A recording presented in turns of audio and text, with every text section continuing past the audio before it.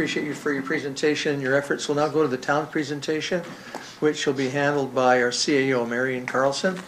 And please rest assured for all of you in the gallery, our administration has done an immense amount of work. We have consulted with our auditor on this issue. We have had some in-house discussions. And so we'll turn the time over now to Marian Carlson, and she has 30 minutes, and we've just recuperated 10 minutes that we lost in getting started late. So, you want me to make up 10 minutes? if you now, can. Now, Mr. Mayor, you've heard me speak before. You know I can't make up 10 minutes. I might go over 10 minutes. If you can, cut out 10 minutes. All right, I'm just, thank you, Mayor and Council, for allowing me to present tonight. My presentation is more focused on information for the citizens and trying to do a bit of a summary of what Council has discussed to date and the impact of the option of either selling or keeping the utility asset. So I'm just going to do a very quick overview. I know you've all heard a lot of information tonight, so I'll try to do a bit of a summary of the offer. First, as was presented, it's a $10.2 million for the purchase of the electrical system. That is strictly just the wire asset, the poles, wires, transformers, those types of things. An additional offer of $10,000 annual contribution for 3 years that would be directed towards a community event of some kind. And that would be determined in the future what those events would be. Again, installation of the automated meters for all customers within 30 days. There's been some discussion about that tonight as well. On-site replacement of the transformer for the 4160 volt transformer. Again, there's been discussion that serves between 2/3 to a half of our community with that old 4160 system. Installation of LED streetlight heads on Main Street or possibly alternative decorative street lighting. Upgrade to the 25,000 volt system within 5 years. That would get up to the newer, more reliable, more powerful system for the entire community. Offer of employment to our power line technicians, and we currently have 3 technicians on staff.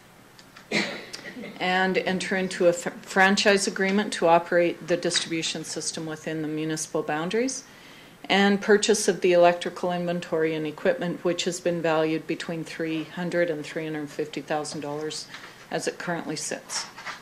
So I want to talk a little bit about, has been presented tonight, there's some advantages and disadvantages to both of those options, and Council has discussed these in detail, and I just want to do a bit of summary again tonight. So, advantages of ownership. So Council controls the distribution rates.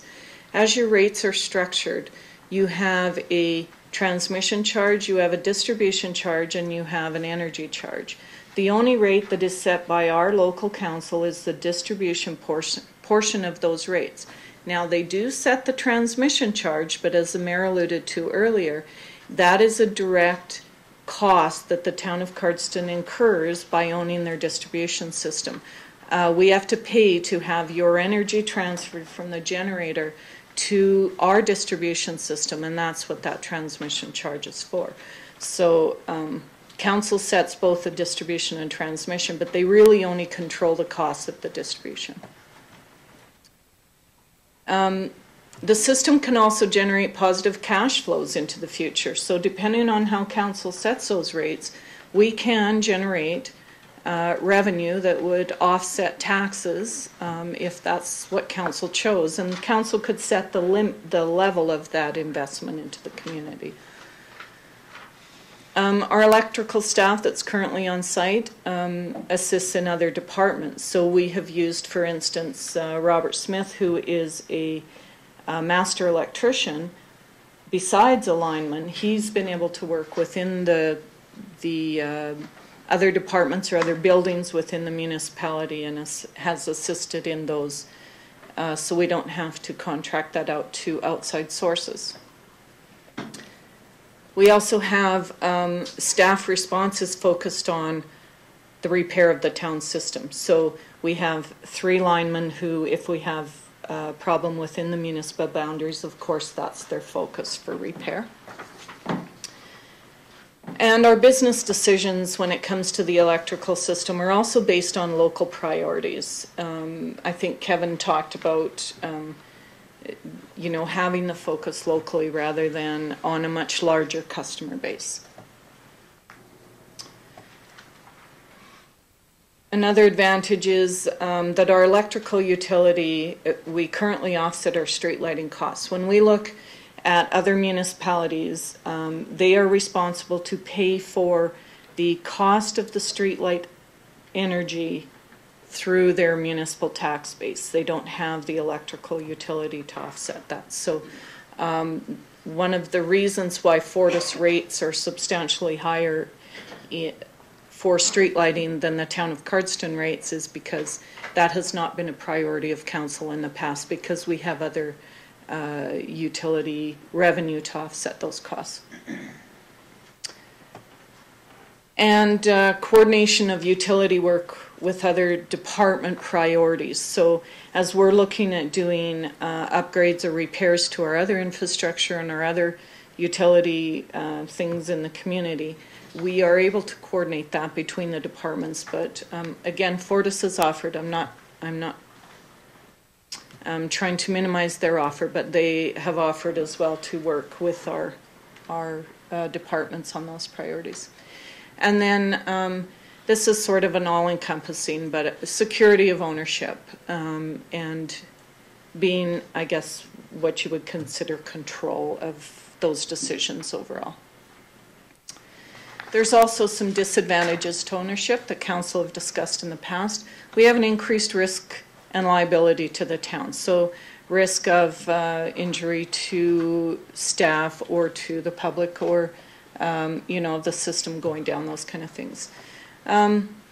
Regulatory mandates are susceptible to change. We all know that the electrical industry has changed in the last number of years, and we're always subject to those regulatory impositions that would be made by bodies other than our local town council, whether it be provincial or other.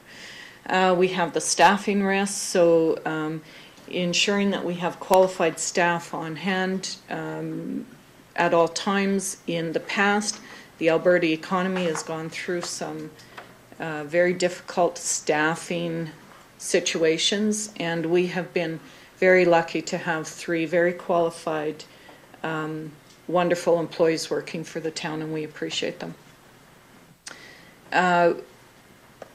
Another disadvantage is that we have large capital investment to upgrade the system over time. You know, the system has aged. There has not been a substantial amount of investment back into rebuilding the asset. Council in the last 3 years has taken a different approach, and we have started to reinvest in the asset, and that's brought that new 25,000 kV line, the upgrade to that, and we anticipate that that will continue in the future. So that is a large capital investment. And one of the other disadvantages, and this has been talked about, is no third-party investment into the infrastructure.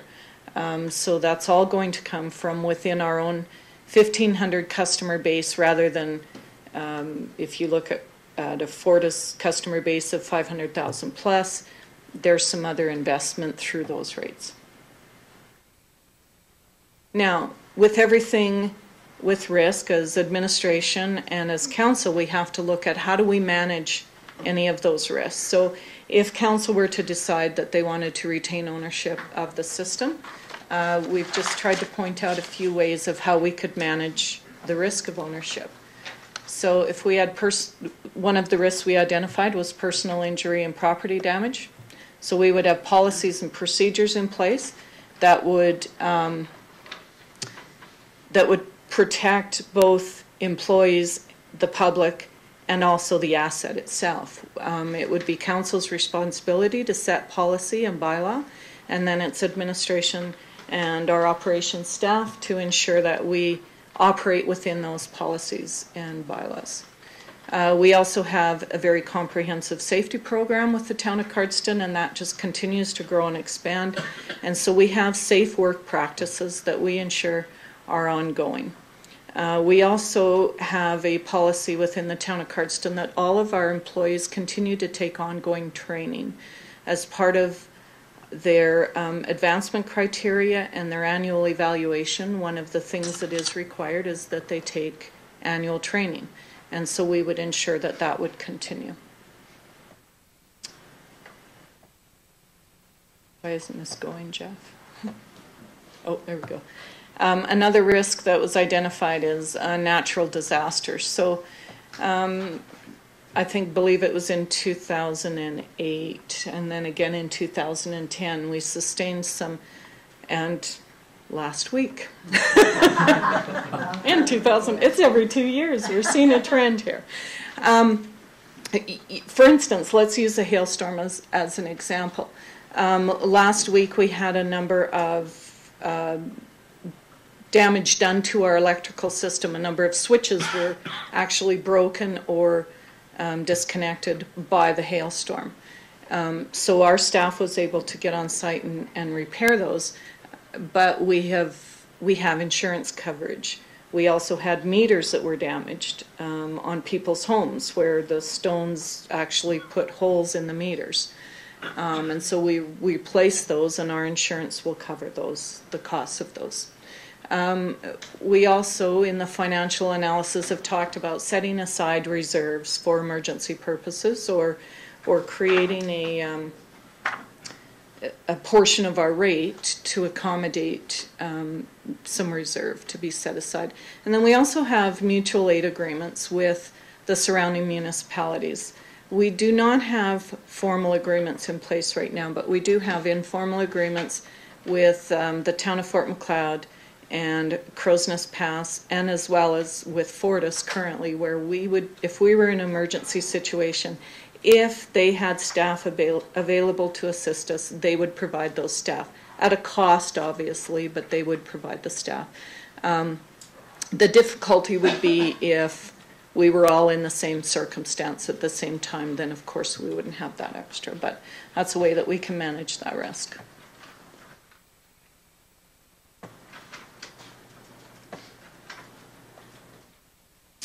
The regulatory environment.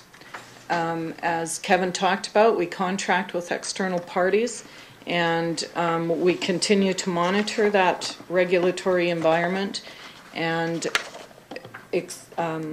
we do count on their expertise in that area.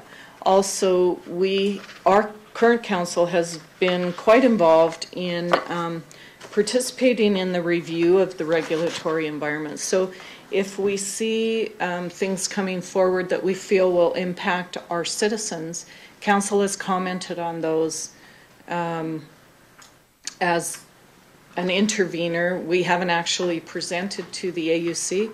We did have Kevin, I believe, at one time make one presentation, but normally it's a written submission. So council has been very aware of the impact on citizens. And then also we could invest in new technology as part of our planning and our budgeting process to ensure that we keep current with the technology in the industry. Another risk is staffing. So if we continue to pay competitive salaries, the industry, we need to keep in mind what industry rates are, and we need to ensure that our staff is paid somewhat of a competitive rate, understanding that we are a smaller municipality and a smaller utility, so we possibly can't pay as high as industry rates, but we do need to stay competitive to keep good staff.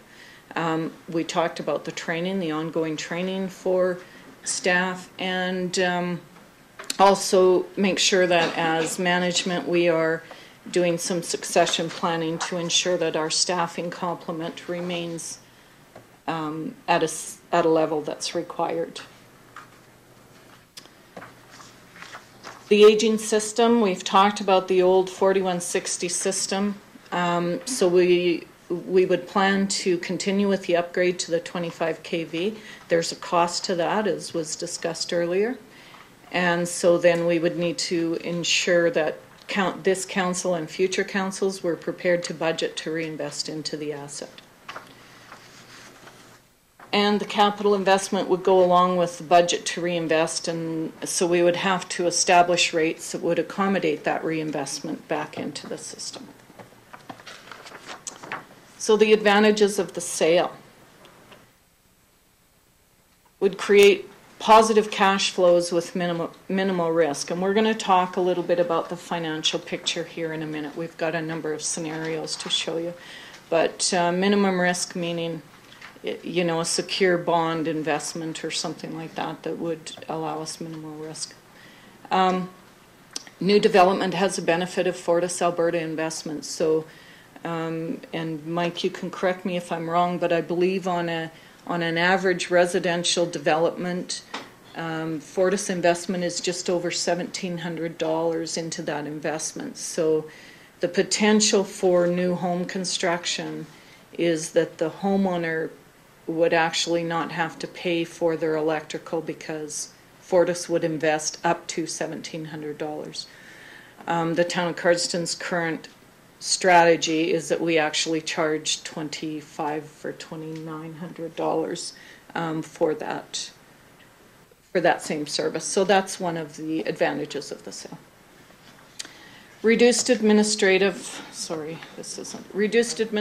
duty managing the system. We talked a bit about how we do spend a substantial amount of time managing our system, and it's just part of the duties, but all those costs are built into our budgets. We have the potential for an increase in investment rates. So if it was right now, we have an investment strategy of about 3%, and there's potential for that to increase over time. So the return on the investment would be more.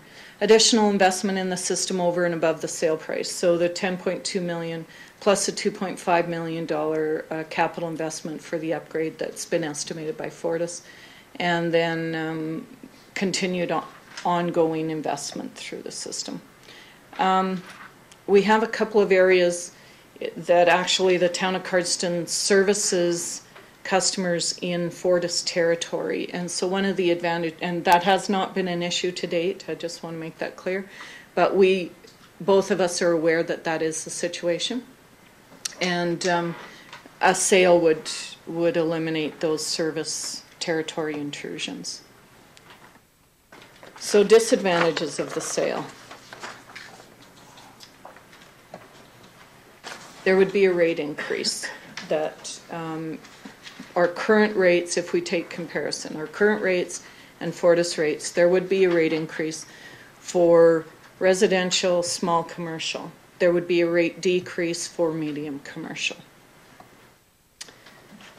There would be no local control of rates. As was mentioned earlier, Fortis takes their rate proposals to the Alberta Utilities Commission, so it is regulated, but it's not, our rates currently are set by our local council. We do not have to go to the Alberta Utilities Commission to set those rates. We have no utility to offset the streetlight costs, so you'll see in our financial analysis that we've taken that increase into account. And the current secure investment rates are low. So if we're talking about bonds, 2.9% is a pretty good rate of return on bonds right now, so they're low. We have no control over system management, even though we would have a franchise agreement in place. The management of the system would be the responsibility of Fortis and not the local council and administration. There's also potential for future use of the principal. Right now you have an asset that we can develop a return on the investment. And one of the risks that's been identified by council is that if there's $10 million in the bank, it can be awful tempting for that money to be spent by any future council. So one of the disadvantages, of course, was that there is that potential. Also, a large surplus fund may affect future grants. We don't know how future grants are going to be structured, And if it's a competitive grant and you can't prove need, there could be potential. Right now, our grant structure is not that way, so it would not affect any of our current grants, but that is a potential risk in the future. Also, deflation of the $10 million. If you just strictly put $10 million in the bank today, 20 years from now, that $10 million is not going to buy you what it would buy you today. So it's one of the risks. If it's just simply a low risk investment, okay? So managing the risk of the sale, again, looking at, we know there's a risk, so how do we manage that?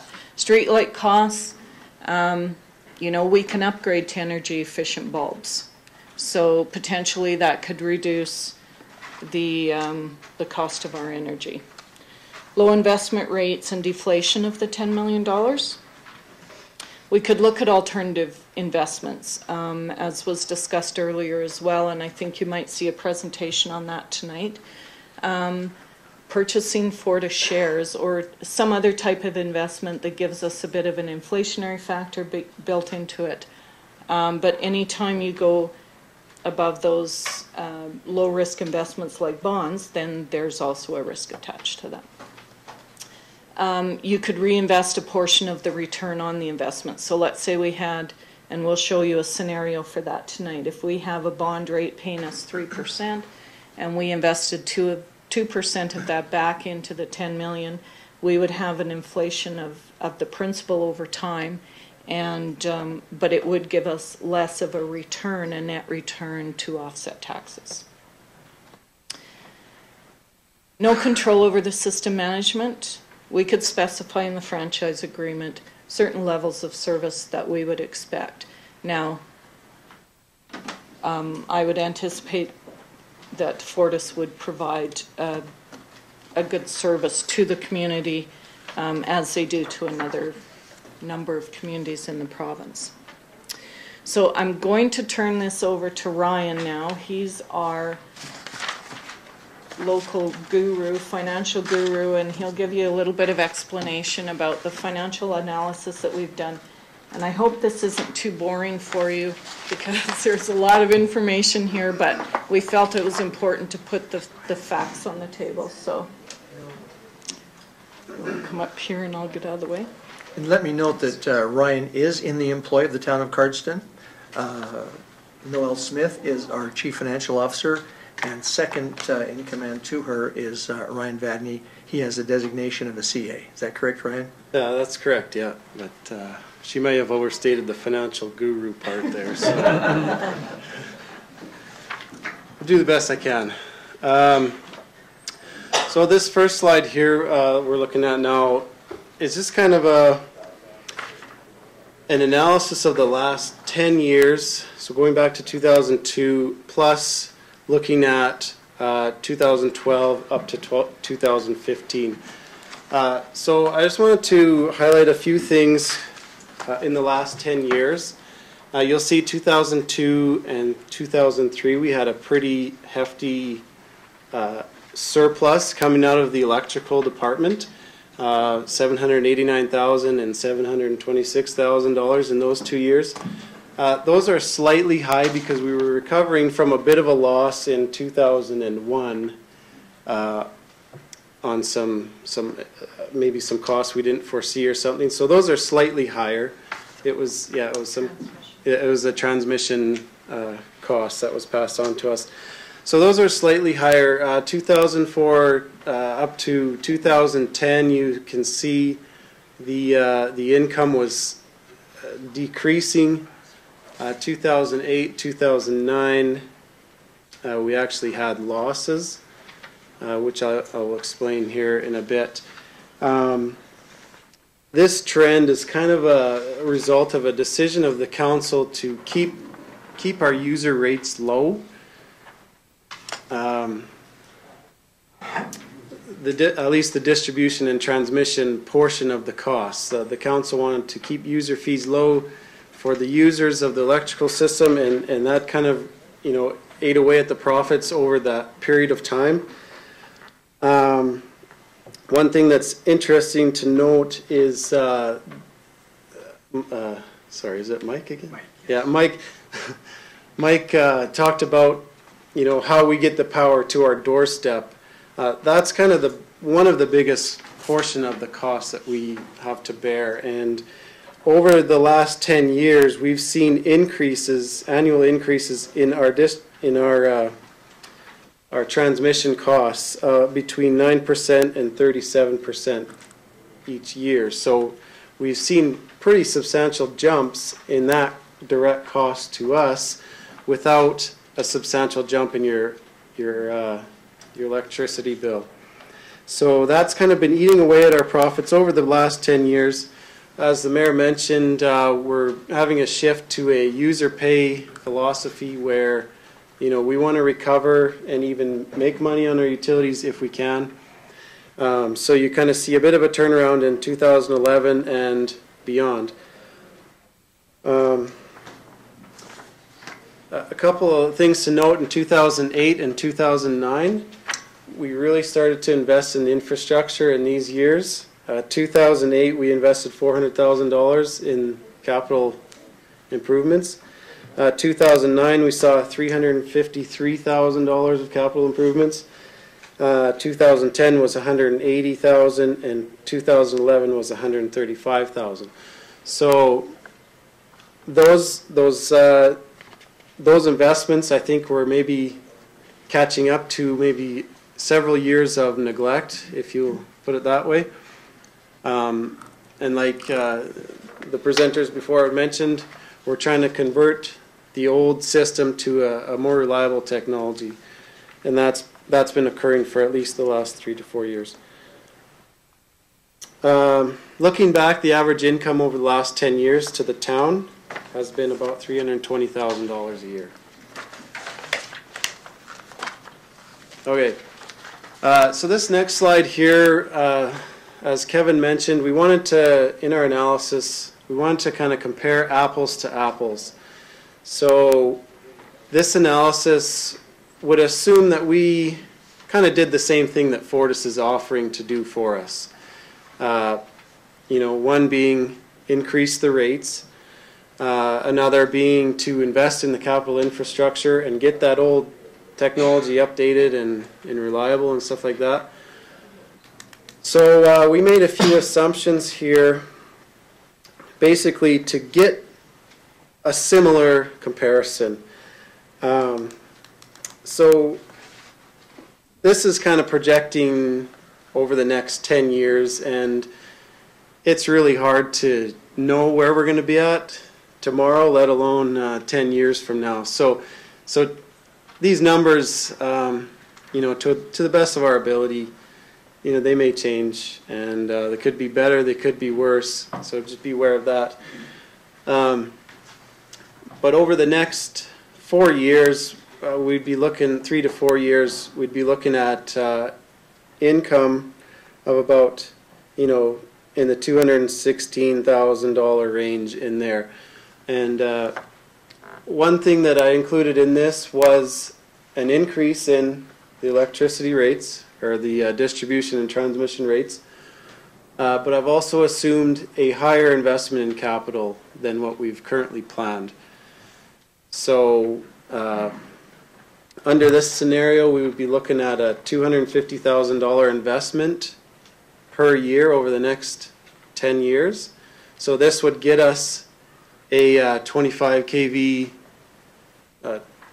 conversion in 5 years, quite similar to what Fortis is offering. Beyond that, you know, this analysis has kept that high level of investment at $250,000 for the whole 10-year period.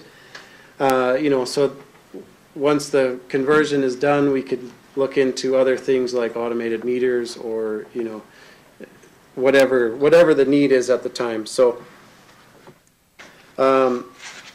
one thing that's changed slightly about our financial analysis since the maybe previous open houses or previous council meetings is the fact that we didn't really look at the end value of the system in 10 years.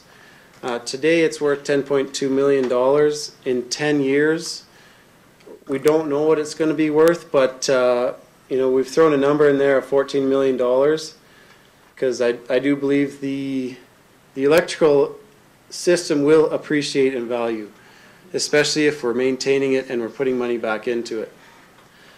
Under this scenario, if we keep this system, we do a similar rate structure to Fortis, a similar investment scenario that Fortis is proposing.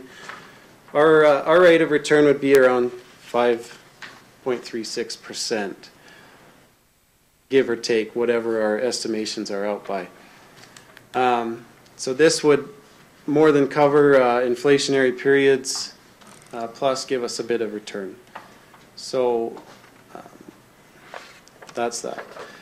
This next slide would assume we sell the asset and we invest in a secure investment such as a GIC or a bond, and no reinvestment of the principal. So in 10 years, we've still got $10.2 million sitting there in a GIC or a bond.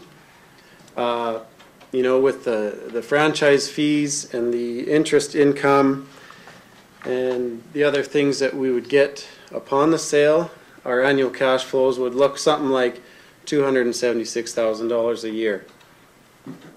That's a rough rate of return of 3%. Keeping in mind, inflation will reduce our real return.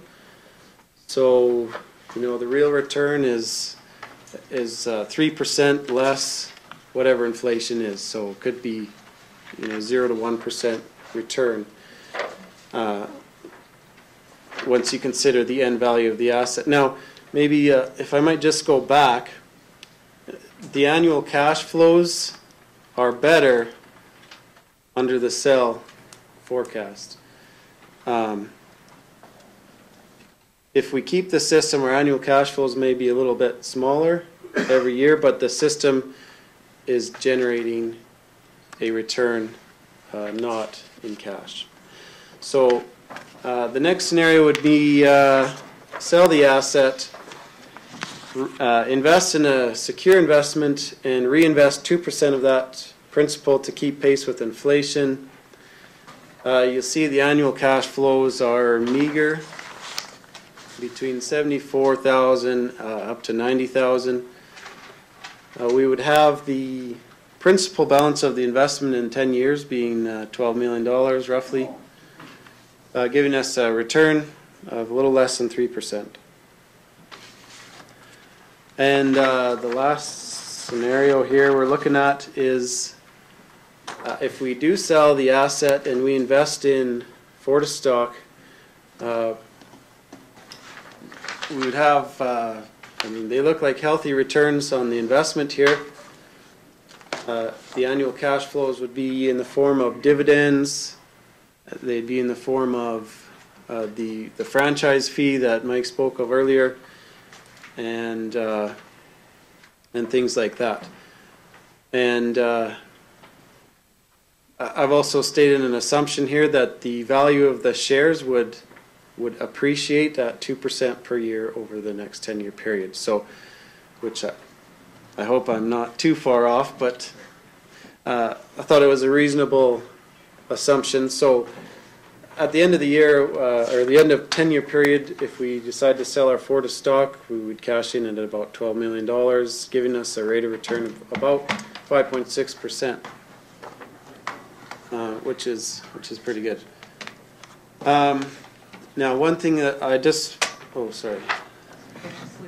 Yeah, just to wrap up, in case there's any, question or concern, there's a lot of detail behind the numbers, but in these forecasts and different scenarios, I did factor in the fact that town-owned facilities will cost us more to operate. That is factored into the analysis here. Our streetlights will cost more. Those kind of things have been considered. So that's all I have. Ryan? Yeah, question. On the first scenario with the town keeping it, you're trying to compare apples to apples, and did you also project if the town was to invest in new services? Did you, like Fortis would invest in, you know, like so much into new hookups, new services? Did that, you didn't include or did you? No, I didn't. Anything like I that? didn't look at that that component of the offer.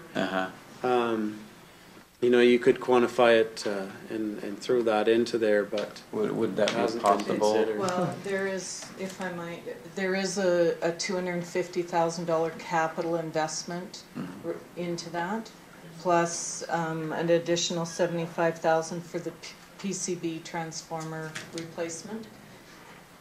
So if council's policy were to choose an investment option, then you would just take a portion of that $250,000 and it would be a reinvestment policy, I guess, is what you could do. But there is $250,000 for improvements to the asset in there. Okay, Councillor Cohen. If I go back to your electrical using Fortis rate, the statement of operation, the very first model that you showed us, where it shows that you invested $250,000 a year. If I understand, the system will be completed to the new conversion in 2017, 2018, around that time. So there is a certain amount of money there that is really inflated because you're keeping it at $250,000 a year, correct? Yeah, that's correct. We've assumed that we would invest $250,000 over the next 10 years. Whether or not we need that full $250,000 is to be determined. It's a little on the, I guess, the overstated side or the conservative side, if you will. You know, so once 2017, 2018 comes, the system is fully converted, we could probably drop our capital investment back a little bit, which would increase our annual cash flows and the return on investment. But one thing to keep in mind, the only investment into our capital is not strictly to the 25 kV. Right. So there is, anytime you own an asset, there's going to be Maintenance. a requirement for continual investment into that asset. So to project in another 10 years what that capital investment will look like is difficult to do. But we've tried to state the numbers to accommodate an investment so that we would continue to grow the asset rather than allow it to depreciate. Okay, thank you. Okay, any other comments or questions from council? I'll just finish up here then. Okay.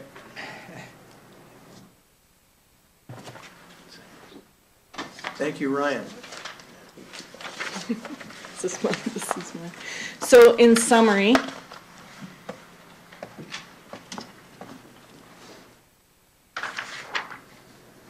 in order to have a healthy return on the investment and to continue to grow the asset, or if we were to keep, or if we were to sell the asset, rates will increase. What that will look like in the future will be determined by the need that the industry drives. But I think it's safe to assume that rates will need to increase in the future. So council's future decisions are, if you decide that you're going to retain ownership, what is your plan for that system? And what do you expect it to look like in the next 10 years? Is council and the citizens willing to continue to invest in that asset and grow that asset so it gives you a healthy return on your investment? And if you do plan to sell, what is the plan for the sale proceeds? We've given you a number of scenarios to consider, and what risk level is council prepared to take, and what level of return would you want on that? Now, one thing I will point out, one of the scenarios we showed here was the potential for the sale of purchase of Fortis shares. Sorry. That would require ministerial approval. I just want that to be clear as well. That's not something that normally a municipality is able to do, but the Act does allow for that to happen through ministerial approval. So, and that's it for me, Your Worship, if there's no questions. Thank you, Marian. Any questions from council? Seeing none, we'll move along. We have tonight, and we're pleased that so many people have